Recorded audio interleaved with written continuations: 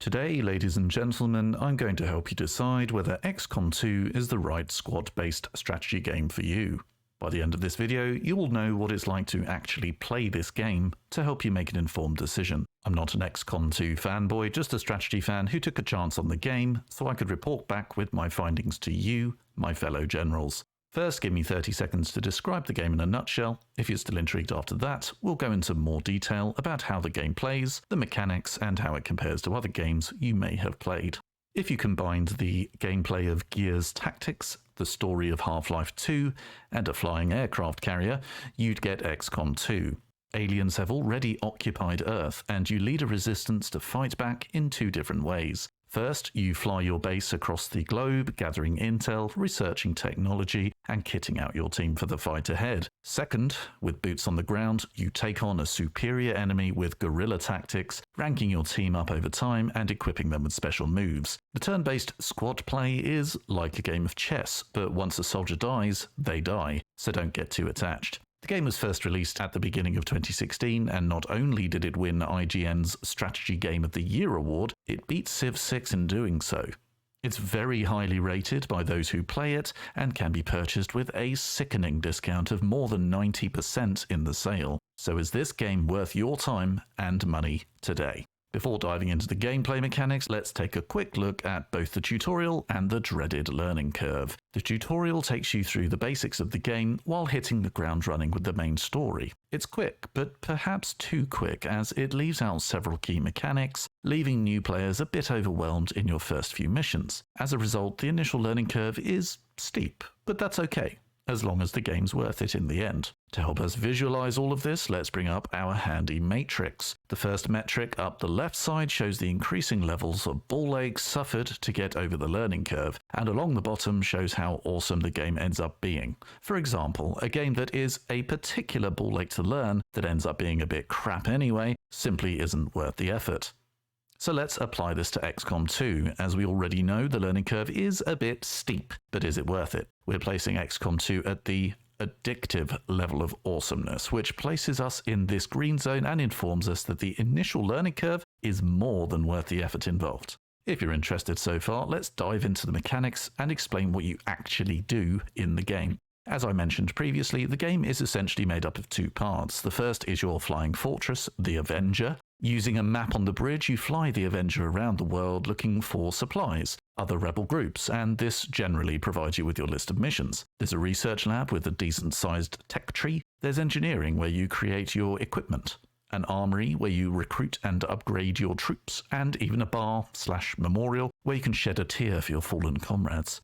In addition to this, you can clear out rooms of alien junk to create new statistic-boosting facilities, such as an infirmary, training center, or additional laboratory. Realistically, you'll spend most of your time in the early game creating medkits and armor for your troops to take into the next fight. Your soldiers are an important part of XCOM 2. You start out with a handful, and as they return from missions, they'll gain experience and rank up, which unlocks new abilities. But you'll quickly realize one small mistake can result in a one-shot kill. You can purchase new soldiers at a low cost, but the real price is that you've just lost a battle-hardened soldier who may have had lots of health and skills, and you've had to replace them with a rookie that will fall over if you sneeze near them. Even if they don't die, a soldier returning with anything less than full health will have to sit out a while as they recover, so it's important to monitor and have a rotation of troops. There are a few different classes to play with: a ranger with a shotgun, a grenadier with explosives, a specialist for hacking and healing, then a sharpshooter.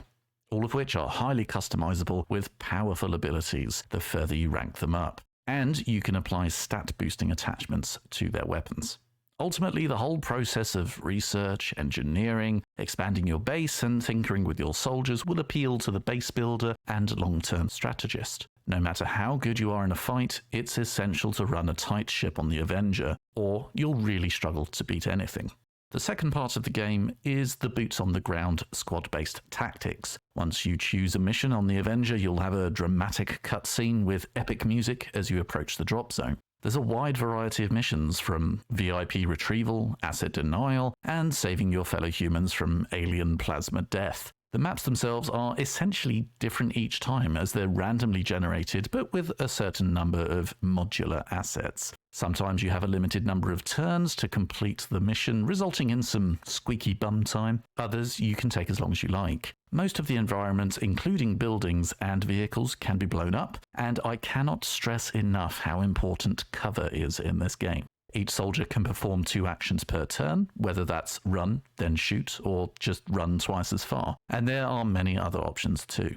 It's almost always advisable to set up an ambush before engaging the enemy, which can be incredibly satisfying when you pull them off, or infuriating when they go wrong, which they will. When in combat, you and the aliens take it in turns to move and shoot at each other. When choosing your shot, the percentage chance of landing a hit is displayed, but make sure you cross your fingers because you will convince yourself an 80% will definitely hit, then you'll miss, and then the alien will one-shot you in return. All of the equipment and upgrades you applied back at the Avenger will increase the chance of landing a hit, the damage done, and much, much more. A shotgun to the face is satisfying, and nothing beats a well-placed grenade. But you must watch for the psionic alien tactics such as mind control and reanimating their fallen comrades. All in all, the game looks pretty, but you'll occasionally see a soldier shoot right through a fellow soldier's head to kill an alien on the other side. But glitches like that are forgivable in the scheme of things and certainly aren't game-breaking.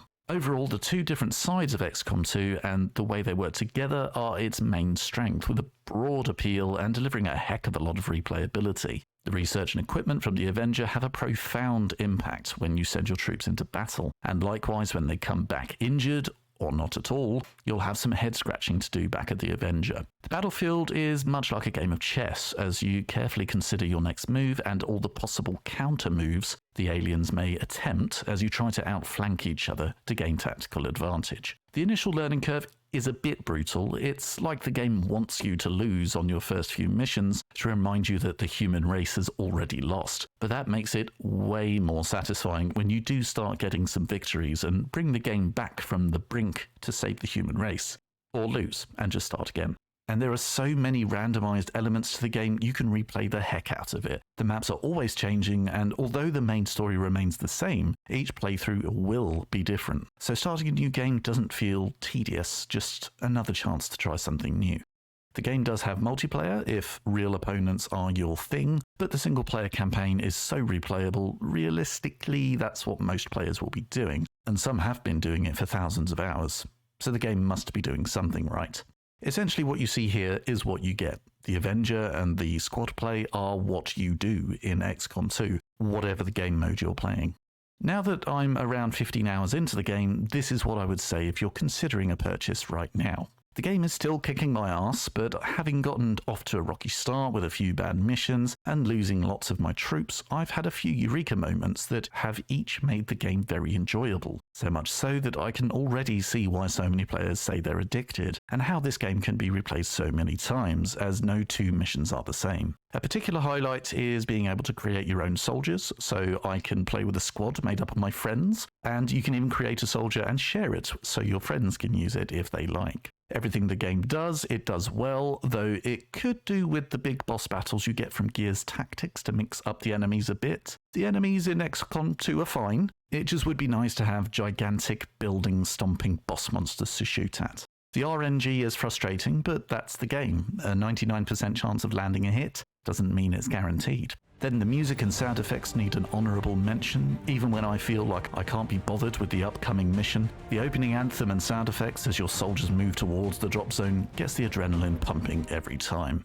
Now that you have an idea of what you actually do in the game, how much is it going to cost you? The usual price of the game is $60, £35 or €50, but it's regularly on sale. Most recently with a 90% discount, and before that a 94% discount, being $3.60, £2.10 or €3 for the base game. The full price is a bit steep, but the discounted price means a staggering amount of value for a genuinely amazing game. Basically, never pay full price. The next sale is usually only a month or 2 away, with the biggest gap being between February and June each year. There are several DLCs. Although this isn't a DLC review, let's take a look at what's on offer. Firstly, there are 3 completely free DLCs. The first, Shen's Last Gift, provides a new robotic soldier class and a new mission. Then we have Alien Hunters, which comes with new bosses, a new mission, and some cosmetics, but be careful with this one as it has several negative reviews. Finally, for the free DLCs, we have Anarchy's Children, which is basically a bunch of cosmetics. We then have 4 paid-for DLCs, the most important of which is War of the Chosen, a well-reviewed, big expansion. The overall story is the same, but pretty much everything else has been expanded. An essential purchase if you enjoy the base game. There's a reinforcement pack, which as far as I can see just includes the 3 free DLCs, so why you would want to pay money for that is beyond me. The Tactical Legacy pack is an extension of the War of the Chosen expansion. Then finally, the Resistance Warrior pack is basically cosmetics. Customizing your soldiers is a fun part of the game, though some of the skins look more goofy than serious military gear. War of the Chosen is priced like its own game, basically because it is, and I suspect the base game is so cheap when on sale because they want you to get hooked, then also purchase War of the Chosen, which is fair considering how much content you get for both. There are a lot of mods for this game. Far too many to cover in full, but we have quality of life mods, loot mods, adding an insane number of upgrades, and mods that comprehensively change the game. The developers made sure the game was easily moddable, and as a result, the mod scene is popular among the player base. It's worth mentioning that some mods will only work with the War of the Chosen DLC, and not with the vanilla version, and vice versa. Overall, once you add in some DLC and mods, you basically never have to buy a game again. There's so much content and variety to be had here. So let's round this all up and answer the question, is XCOM 2 worth it for you? You may think that a turn-based tactical game simply isn't for you, but let's look at the facts. The setting of the game appeals to a wide range of gamers. Who doesn't like saving the world from aliens? This is a multi-award winning game which still receives high praise and decent player numbers. You get so attached to the characters that you really feel it when they're blown apart. Basically, don't name the characters after people you love because it will destroy you.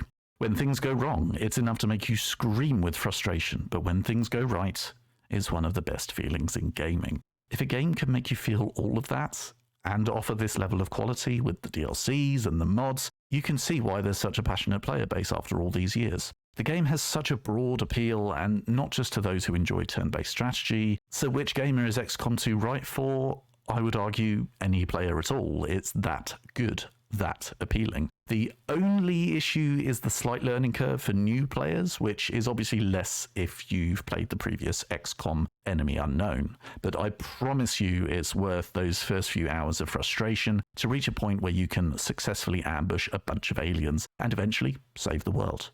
My only regret is I didn't start playing this game sooner, and at the price you can get it in the sale, it's an absolute steal. I hope you found this review useful. If you did, I have plenty of others, so feel free to check those out. See ya.